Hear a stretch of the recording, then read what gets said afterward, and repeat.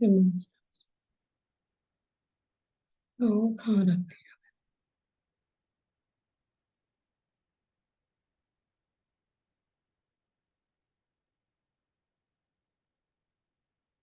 सारे ध्यानार्थियों को अपने इस ग्लोबल पिरामिड मेडिटेशन में स्वागत है। कल क्या हो गया, हमारा क्लास मिस हो गया। लाइट भी नहीं था और वाईफाई डेड हो गया था। एंड मैं एक जगह गई थी तो आते आते मुझे 9:15 हो गया, इसलिए हमारा क्लास मिस हो गया। आज हम करते हैं थोड़ा सा टीचर्स डे के बारे में बात करके मेडिटेशन करेंगे, क्योंकि कल मैंने सोचा था कुछ बताएंगे टीचर्स डे का। तो आप कोई बता सकते हैं तो बता सकते हैं टीचर्स डे को तो।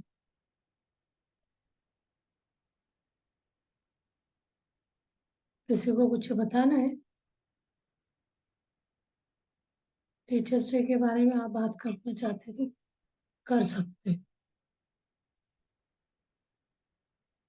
नहीं, आप शुरू कर दो फिर देखते हैं। हाँ, म्यूजिक लगा देती तो स्क्रीन शेयर करती हूँ। हाँ जी, टीचर्स डे के बारे में ये बताना, हर एक को पता है सेलिब्रेशन हम करते हैं। तो हर एक पर्टिकुलर डे होता है, उस दिन हमारा कोई इंसान का जन्म हुआ तो जन्मदिन करके बनाते हैं। ऐसे किसी का डेथ है तो वो हमसे दूर गए करके हम याद करते हैं। फिजिकली दूर गए, हम आध्यात्म में आ जाते हैं तो कोई व्यक्ति किसी से दूर नहीं जा सकता है। हम हर व्यक्ति से कनेक्ट हो सकते हैं सोली, मतलब आत्मा से। वो चीज होगी। अब ये टीचर्स डे को हम सेलिब्रेट करते हैं तो अपना सबको पता है, एक राष्ट्रपति थे और वो उन्होंने अपना जन्मदिन को डेडिकेट कर दिया टीचर्स डे की। वो बहुत अच्छा डेडिकेट, हर एक फील्ड में, हर हर डेजिग्नेशन वाइज हर व्यक्ति काम करता रहता है। किसी को हम यादगार क्यों बनाते हैं, तो वो कुछ तो कुछ ना कुछ स्पेशल करा रहता है। हर एक का नहीं, क्यों नहीं कर पाया, उन्हीं का क्यों टीचर्स डे हम मनाए जा रहे हैं। उन्होंने खुद, वो इतना ईमानदार डेडिकेटेड टीचर थे, तो उन्होंने जैसे नेहरू जी ने बच्चों को दे दिया अपना जन्मदिन को चिल्ड्रंस डे जैसे, वैसे इन्होंने टीचर्स डे का एज ए मेरा जन्मदिन को टीचर्स डे जैसे सेलिब्रेट करो करके उन्होंने बताया। तो टीचर्स डे की बात आती है तो कोई ना कोई चीज सिखाने वाला, जो हम हर बच्चा, हर इंसान को पता है। पहले गुरु होता है माता पिता करके, माँ को सबसे पहला गुरु बोला जाता है, क्योंकि बच्चा जब जन्म लेता है तो माँ के कनेक्शन में रहता है। मतलब जब से, मतलब बच्चा एक जिस जन्म लेते ही माँ के साथ कनेक्टेड रहता है। तो वो क्या है, पहला वर्ड जो भी सीखता है, कोई भी सीखता है, माँ से सीखता है। तो उसके बाद पिता से, उसके बाद सारे रिलेटिव के साथ और स्कूल कॉलेज से सीखता जाता है। तो इसलिए पहला गुरु बोला गया है माता पिता। तो ये हमें क्या, माता माता पिता क्या सिखाता है, संस्कार। जन्म के बाद संस्कार हो गया, बात करना हो, उठना बैठना खाना पीना, हर चीज का एक सिस्टमेटिक वे में माता पिता बच्चों को शुरू में बताते हैं ना, ऐसे नहीं ऐसे करना है, गिराना नहीं खाने के टाइम, ये सब चीजें सिखाते हैं। तो एक तरह गुरु हो गया। तो ये हो गया एक जनरल जन्म के बाद सिखाने वाली बात। अब इसके बाद हमें एक मटीरियलिस्टिक लाइफ दुनिया में जाने के लिए हम स्कूल जाते हैं। स्कूल में हम केजी से क्लास फर्स्ट स्टैंडर्ड से लेके primary, pre primary, college, 11th 12th फिर कॉलेज, ऐसे हम सीखते जाते हैं। वो गुरु का स्टेज बढ़ता जाता है, क्लास जैसे बढ़ता है वैसे गुरु का भी वो बढ़ता जाता है। हर ईयर में नए स्टेप आगे बढ़ेगा, हमारा इंक्रीमेंट होगा तो गुरु का भी स्टेज बढ़ेगा। पिछले साल जो पढ़ा है वो गुरु इस साल चेंज हो जाएगा, क्लासेस चेंज हो जाते हैं तो गुरु चेंज हो जाता है। ये क्या हमें सिखा रहे हैं, हमें दुनियादारी, और हमें एक तरह का पैसे कमाने वाली चीज पे। कोई व्यक्ति को स्कूल से मिलती है सेकंड, जब बच्चा स्कूल जाने लगता है ना, माँ बाप का वो कम होता जाता है।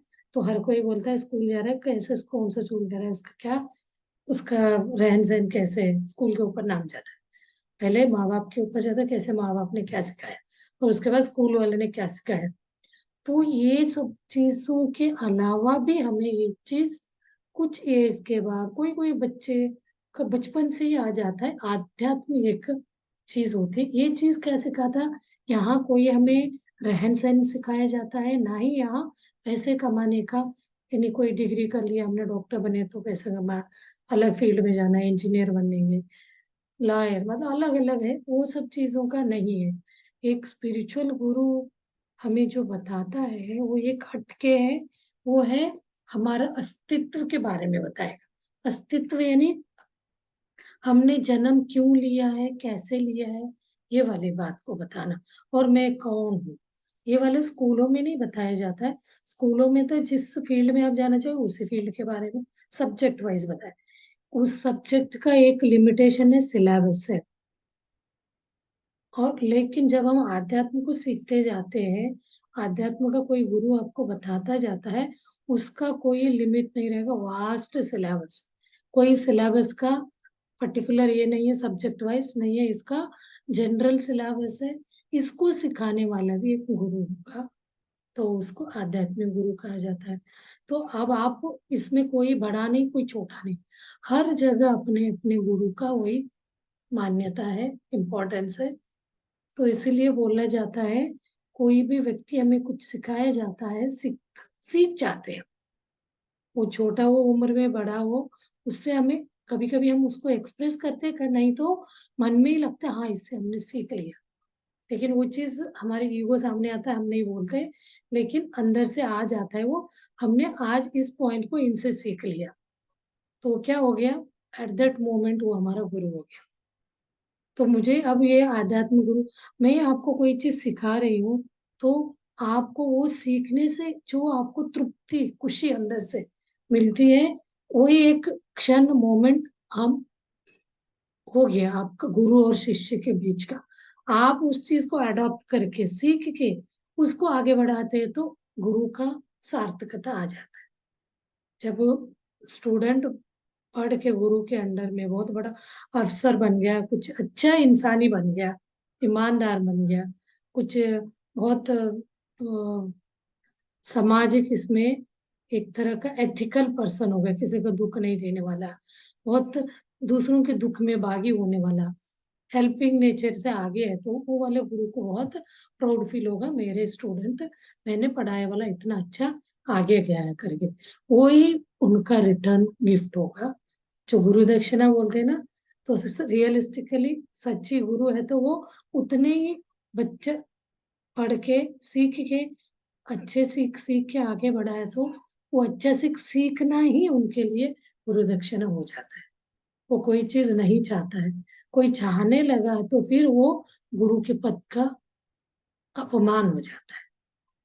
तो कोई कोई ने तो महाभारत वगैरह में दिखाया, वो गलत है, वो नेगेटिव हो गया बात, मतलब वो सेल्फिश हो गया। कोई सेल्फिश गुरु, यहाँ भी गुरु को पेमेंट मिल रहा वो सब अलग है, बट हमें जो निस्वार्थ से कोई भी, मतलब एक लिमिटलेस, लिमिट बिना अनलिमिटेड जो पढ़ाया जाता है, कोई नॉलेज हमें विजडम को देता है, वो सच्चा गुरु हो जाता है। उसको आप फील्ड आप खुद ही चूज कर सकते हैं। तो ये चीज हमें हर वक्त, जिस गुरु से भी हमने सीखा, तो उसका हमारे अंदर कृतज्ञता भाव होना चाहिए, ग्रेटिट्यूड होना चाहिए। अब मैंने कुछ सिखाया करके मुझे ग्रेटिट्यूड आपको लगा है तो आप दोगे, ये चीज बोल के लेने वाली चीज नहीं है। तो उसका एक ये ग्रेटिट्यूड करने से क्या होगा, हम उस चीज को अपनाने में इजी हो जाए। तो ग्रेटिट्यूड करने से हमारे अंगांगों पे एक तरह का खुशियां होके बीमारी दूर हो जाती है, तो एक तरह का नेचर से वो लेन देन होता है, तो वो वाइब्रेशन हमें आ जाएगी। यही चीज मैं टीचर्स डे के बारे में बताना चाह रही थी। तो ऐसे हर स्टेज में, हर स्थिति में हमें गुरु मिलते जाते हैं, लर्निंग टीच हमसे, उनसे हम सीखते हैं। तो मुझे ये जो मैं आपको बता रही हूँ, 2 ढाई साल पहले मुझे ये स्पिरिचुअल बताने के लायक नहीं हूँ, मैं नहीं बता सकती करके मैं सोचती थी, लेकिन जब मैं उस चीज को बोलने लगी, मुझे, मैं जो गुरु को फिजिकली नहीं देखा, फिर भी मैंने उनको कनेक्ट होके मैंने उनसे ये क्वेश्चन करा, मैं कर सकती हूँ आपका वाला जो स्पीच है, टीचिंग है, उस टीचिंग को वो तो हर वक्त बोलते थे आप करो, बताओ, दूसरों को भी बताओ। तो मैं बताओ वाले बात से भी सेटिस्फाई नहीं हूँ, मैं उनसे कनेक्ट होके उनसे जब मुझे मिला, हाँ आप यस कर सकते हो आशीर्वाद जैसे, तब मैं थोड़ा निडर होके, अब मुझे कहीं पे भी डर नहीं लगता, कितने भी भीड़ में भी बताओ। तो वो चीज क्या हो गया, उसको मैंने अडॉप्ट कर लिया। तो आप मेरे से जो सीख रहे हो, जो समझ रहे हो, वो कहीं ना कहीं ग्रेटिट्यूड करेंगे, तो मैं भी तो अपने से जिनसे सीखा है उनको भी ग्रेटिट्यूड पास करूंगी। नहीं तो वो एक सेल्फिश हो जाता है ना बात। इसमें भी एक तरह का फ्लो होना चाहिए, मैं अपने तक ही रख लिया, कोई भी मैंने कोई एक चीज सीखा, उसको अपने तक ही रखूंगी तो वो मेरे साथ ही खत्म हो जाएगा। ये बात तो मैं इवन कॉलेज के टाइम भी बताती थी स्टूडेंट्स को। तो मैं अपना जो भी हमने सीख अनुभव से, एक्सपीरियंस से सीखा हो, या कोई मेरे गुरु से सीखा हो, वो चीज मेरा काम है उसको दूसरों को शेयर करना, बताना। नहीं तो हमारे साथ ही वो खत्म हो जाएगा। वो अर्निंग के हिसाब से वो दैट इज सेकेंडरी, उसको साइड में रख दीजिए। लेकिन वो निस्वार्थ जो इसे सिखाने में आता है, वो गुरु, वो ऐसे ही गुरु होंगे ना, तभी उनके नाम से हम टीचर्स डे सेलिब्रेट करते हैं, राधा कृष्णन जी के नाम से।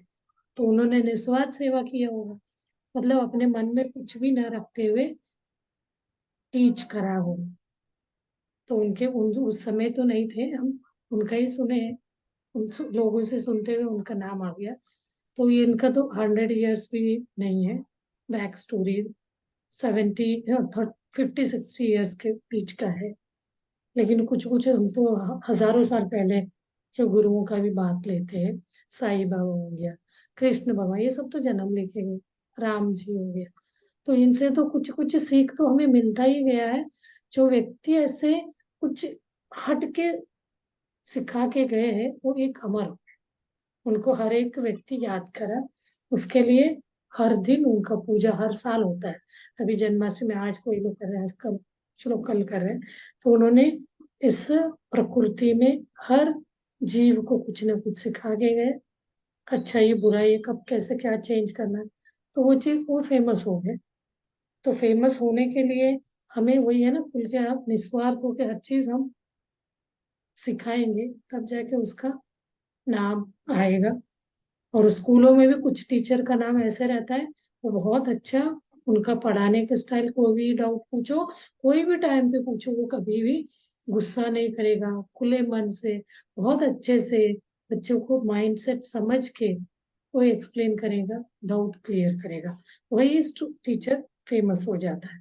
हम एक बार पूछने से चिड़चिड़ करेगा तो अरे वो तो बहुत गुस्सा करते, उनसे पूछना ही बेकार, मतलब वो वाला फेमस है, भले उन्होंने क्या डेजिग्नेशन लिया पढ़ा रहे। तो ऐसे लोग उसमें कुछ ही लोग उस लिस्ट में होते हैं। तो ऐसे हमें इस पद को कोई भी स्टेज में, अभी माँ बाप जैसे बच्चों को टीचर बन जाते हैं, वैसे हम भी कभी ना कभी हो जाते हैं, कोई चीज सिखाते हैं तो उसके लिए हमें ग्रेटिट्यूड, हमेशा ग्रेटिट्यूड ग्रेटिट्यूड व्यक्त करते रहना चाहिए, धन्यवाद। तो कल के दिन तो सबने अपने अपने टीचरों को धन्यवाद व्यक्त किया। हम इस स्थिति में है उसके लिए अपने अपने टीचरों का हर एज के हिसाब से, हर क्लास के सारे को याद किया कल के दिन। तो उस दिन क्या है, उसका वाइब्रेशन ज्यादा रहता है। कोई भी दिन हम सेलिब्रेट करते हैं ना, उस दिन वो हुआ रहता है, तो उस दिन वाइब्रेशन ज्यादा रहेगा, एनर्जी उनको टच होगा, तो हमें भी उसका एनर्जी मिलेगा। चलिए फिर हम मेडिटेशन में बैठते हैं आज ये कल। सही सही सही कहा आपने, बहुत ही अच्छा आपने समझाया, थैंक यू वेरी मच। सही बात है, मतलब ज्ञान जो होती है वो बांटने से बढ़ता है। हाँ, बाकी सब चीजें बांटने से नहीं बढ़ती, लेकिन ज्ञान ऐसी चीज है जो बांटने से बढ़ती जाती है, जितना ठीक है, बांटेंगे नॉलेज इज उतना अबाउट शेयरिंग। आपका बढ़ेगा। यही चीज मतलब ये पत्री जी ने बताया। और वो बोलते हैं, कोई व्यक्ति ने अपने पूछा आपसे, आपको नहीं पता है तो आप क्या करोगे, उसने पूछा है करके कुछ ना कुछ पढ़ने की कोशिश करेंगे। अब मेरे अपना टीचिंग टाइम में, जो मैं स्टूडेंट थी तब नहीं कर पाई, टीचिंग में तो स्टडी करना ही पड़ता, क्योंकि कोई स्टूडेंट ने हमसे पूछा हम नहीं बोल पाते तो हम टीचर के लिए लायक नहीं हो जाते, मतलब बच्चों को सेटिस्फाई नहीं कर पाए, एक्सप्लेन नहीं करे, कन्विंस नहीं करे, तो क्या हो जाता है, तब हम ज्यादा अपना विजडम बढ़ाने की कोशिश करेंगे, पढ़ने की कोशिश सही करेंगे। स्पिरिचुअल में भी सही वही होगा। कोई स्पिरिचुअल क्वेश्चन आप मेरे से कोई पूछा, उसका आंसर नहीं है, तो मैं कोई मेरे से भी सीनियर टीचर से पूछूंगी, नहीं तो मैं उस चीज को पढ़ के समझने की कोशिश करूंगी। फिर आप लोगों के कोई जो भी पूछता है उसको समझाने की कोशिश करूंगी। इसलिए ये वाला एक रिलेशन संबंध बहुत अच्छा है। इसको एक शेप देने का, जैसे मूर्तिकार ने मूर्ति को शेप देता है, वैसे टीचर एक अबोध बालक को शेप देगा, मिट्टी, कच्ची मिट्टी को एक शेप देने जैसे शेप देता जाता है। वो तो कैसे सही कौन बात है। करता है वो अपने सबके अपने अपने ऊपर है। सही हाँ सही जी। बात, इसलिए इसलिए तो कहा है, गुरु बिन न ज्ञान मिले, गुरु हम्म। बिन न दिशा निर्देश, गुरु ही सर्वोपरि है, गुरु ही ब्रह्मा है, गुरु ही विष्णु है, गुरु ही महेश है। हाँ देखिए, तीनों भगवानों के ऊपर गुरु बोला गया, तो हम उनको ही प्रे करें। वो ये मेडिटेशन में भी यही होता है। तो हमारे अंदर के गुरु पर, ये हर इंसान के अंदर वो वाले पावर रहता है, उसी को हमें सब रिकॉग्नाइज करना है, आइडेंटिफाई करना है, उसको ऊपर उठाना है, हर एक के अंदर है। उस चीज हमारा चुप गया, उसको बाहर निकालना है। तो वो किससे पॉसिबल है? मात्र एक मेडिटेशन से। मेडिटेशन से तो मतलब साइलेंस बैठने से भी आपको उसका अनुभूति हो जाएगा। उस अनुभूति के लिए आपको बैठना पड़ेगा, मौन में बैठ जाइए। आपका विचार आते आते विचार शून्य हो जाएंगे। तब आपके अंदर का एनर्जी हमें दिखने लगेगा। हम जो सोचेंगे वो चीज हो जाएगा। We are our own creator. Destiny हम खुद क्रिएट कर सकते वाली बात पे हम विश्वास कर सकते हैं। चलिए हम मेडिटेशन में बैठते हैं। फिर किसी को कुछ बोलना है?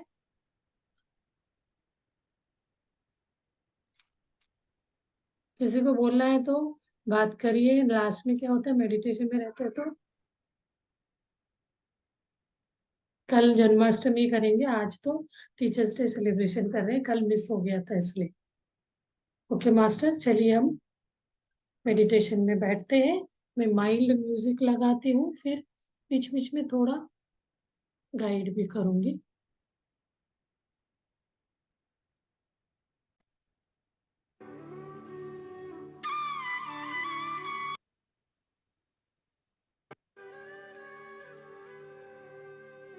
ओके मास्टर, मेडिटेशन के लिए बैठने का सबको पता है। दोनों हाथों को इंटरलॉक करिए, clasp your fingers and cross your legs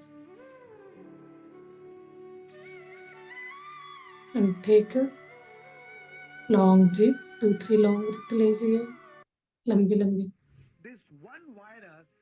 लंबी लंबी श्वासें लीजिए। धीरे से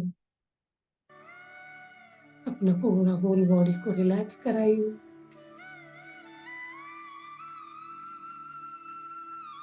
जब बॉडी रिलैक्स हो जाता है तो लाइट हो जाए। फिर हम अपने एक एक अंगांगों को रिलैक्स करते हुए जाएंगे, सिर से लेके पैरों तक। फोरहेड पे अपना ध्यान ले आइए।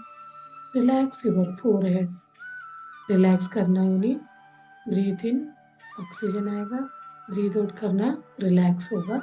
CO2 बाहर जाएगा तो बॉडी रिलैक्स करेगा, यानी लूज हो जाएगा, लाइट हो जाएगा।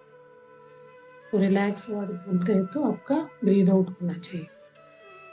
फिर अपना ध्यान दोनों आंखों पे ले आइए, रिलैक्स करिए। दोनों गालों पे अपना ध्यान ले आइए, रिलैक्स। दोनों कान पे अपना ध्यान ले आइए, रिलैक्स करिए।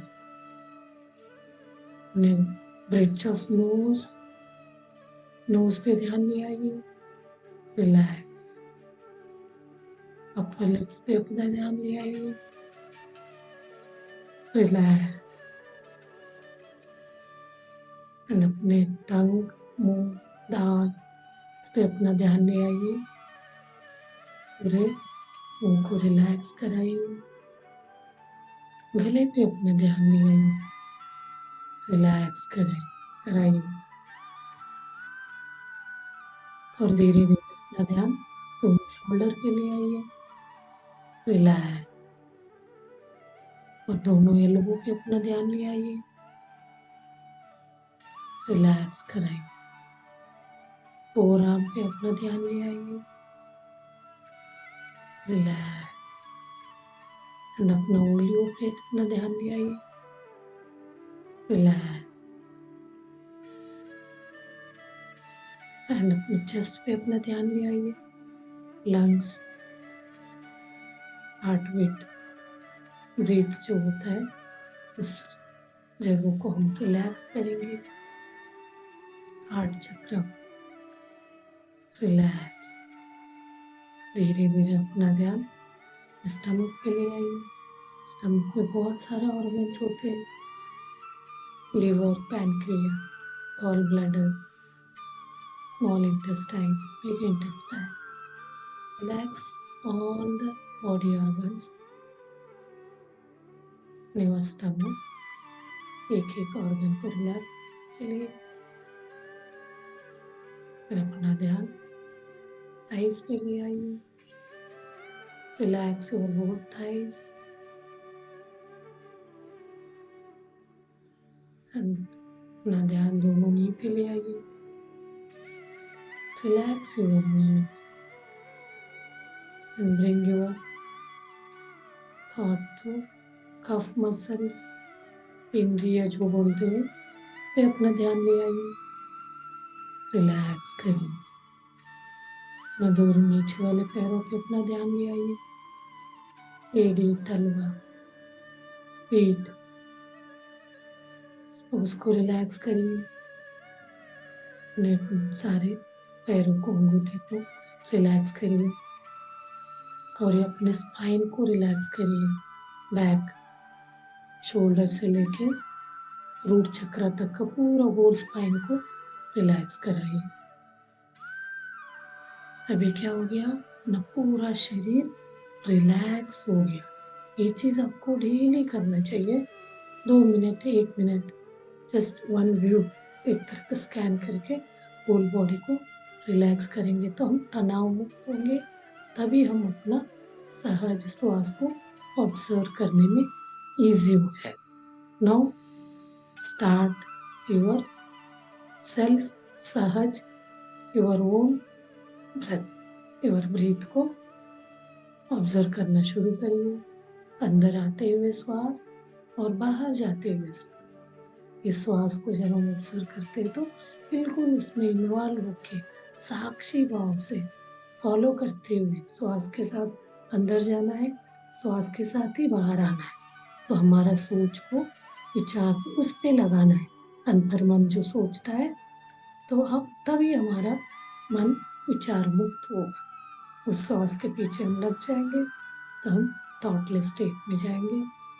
थॉटलेस स्टेट में जाना ही मेडिटेशन का पहला सीढ़ी है, पहला स्टेज है।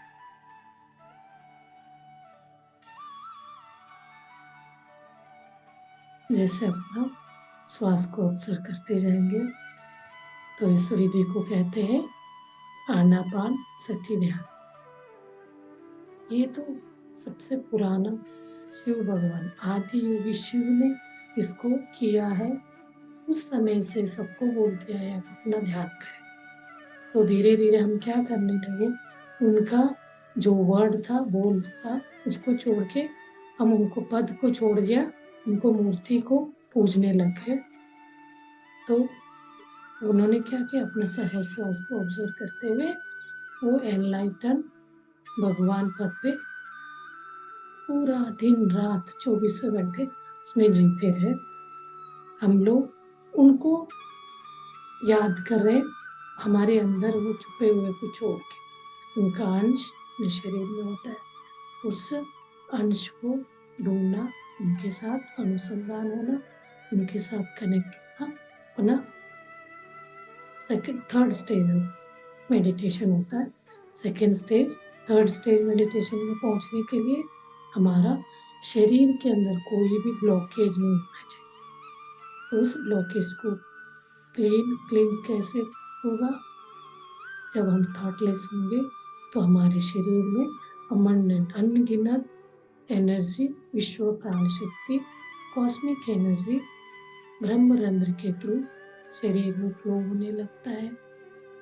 वो फ्लो होके अपना होल बॉडी को 72,000 ऑफ नाडीज को क्लींस करेगा।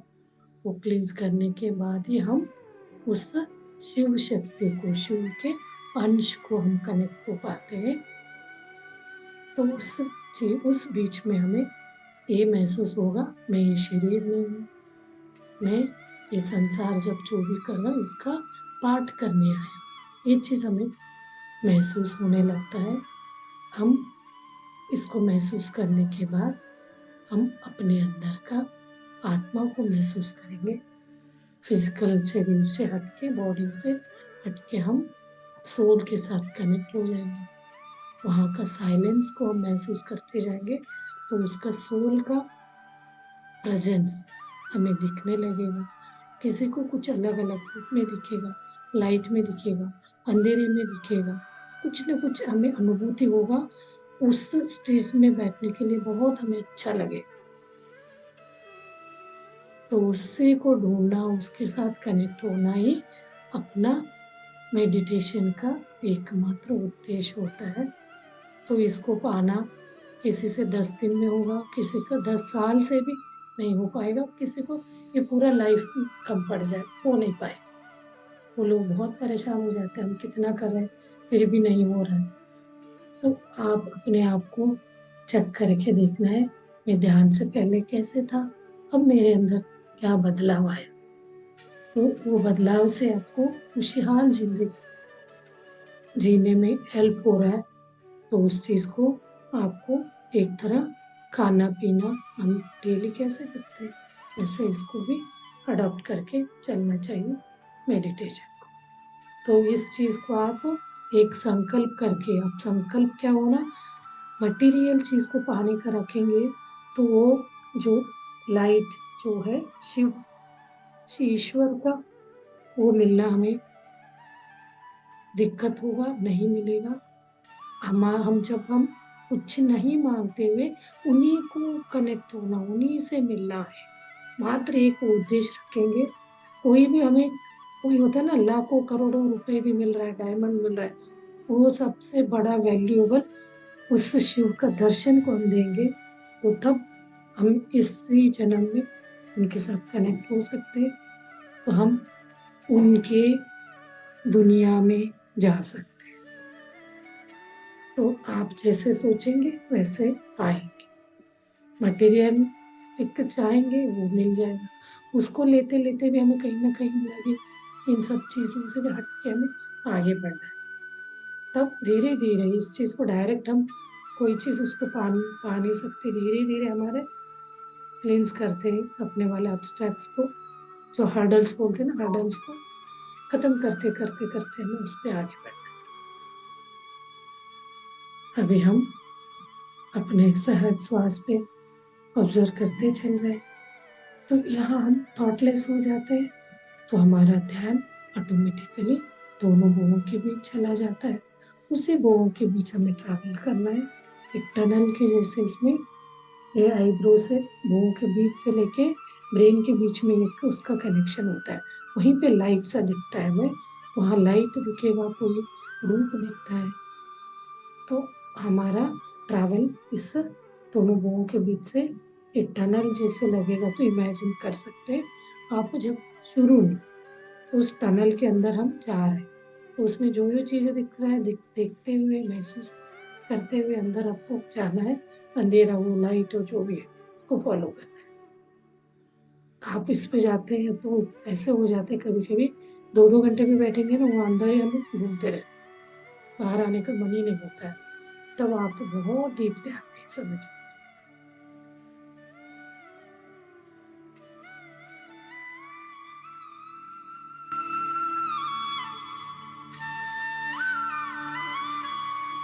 अब इस मेडिटेशन का मजा लेते हैं म्यूजिक के साथ। इतना सुंदर खुशहाल मोमेंट है, इस मोमेंट के साथ रहेंगे। हर दुख, हर अटैचमेंट से डिटैच होकर बैठे रहते अच्छे बुराई से परे होके हम अपने आप के अंदर के एक चैतन्य को ढूंढ रहे। चैतन्य शक्ति एक परमानेंट है, बाकी सब टेम्पररी है। हम टेम्पररी के पीछे भागते हुए परमानेंट चीज को ही भूल गए।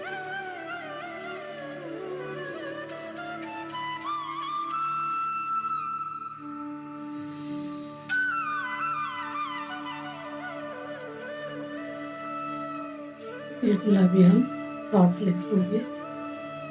हमें अपने अंदर के आत्मा और परमात्मा के बीच में एक कनेक्शन जुड़ गया। तो उस मोमेंट को कहते हैं अहम ब्रह्मास्मि। अहम ब्रह्मास्मि। अहम ब्रह्मास्मि वाले स्टेट में जब हम आते हैं तो तत्वमसि यानी मैं ही ब्रह्म हूँ। शिवोहम। ओम नमः शिवाय बोलते हैं, बाहर हम ढूंढते तो ओम नमः शिवाय, जब अपने शरीर के अंदर ही हम उस चीज को महसूस करते हो शिवोहम। आप उसमें स्थिति में बने रहिए।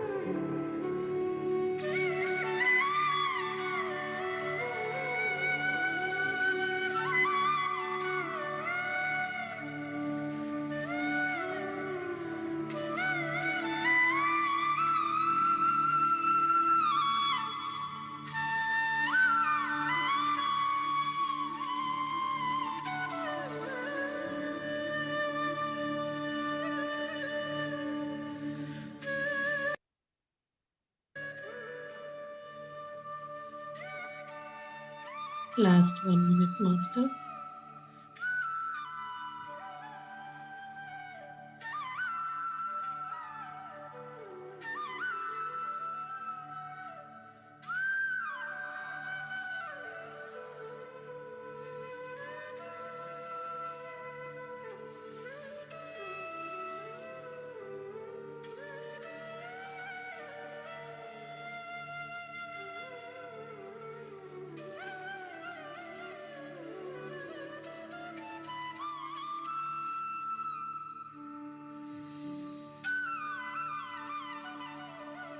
Last 10 seconds, master. Slowly, धीरे से अपने शरीर के प्रज्ञा में आ जाइए। जो डीप ध्यान में वो ध्यान कंटिन्यू करें। उनको ध्यान से बाहर आए लग रहा है, अपने शरीर के प्रज्ञा में आ जाइए। अपना दोनों हाथ खोल के आंखों के सामने रखिए। 5, 4, 3, 2, 1, 0। धीरे से हाथ सामने लाते हुए आंखें खोलिए और धन्यवाद व्यक्त करिए तालियों के साथ अपने शरीर के अंगांगों के प्रति, अपने माता पिता के प्रति धन्यवाद व्यक्त करिए।